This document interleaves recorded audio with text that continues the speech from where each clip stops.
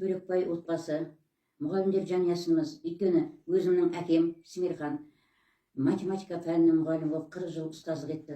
Оның артынан 23 ұл қыздары да мұғалімбіз. Соның бірі өзім үлкені 49 мектепте 37 жыл мұғалім болып зейнеткерлікке шықтым. Ал өзімнен тараған ұл қыздарым да сол сияқты, келіндерім де мұғалім.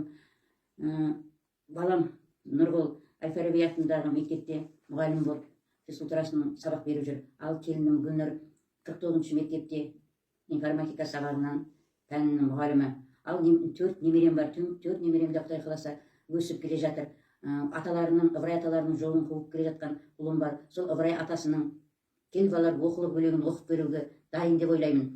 Кел балалар оқыған көңілге ықыласпен оқылсаңыз балалар жаңа жағалар тілегеңіз алдынан іздемей ақ табылыр.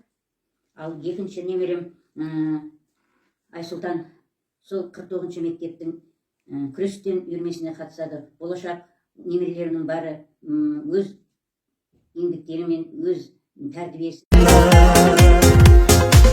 Ата-анам арқа сүйерім, тілекшім қамқорым менің.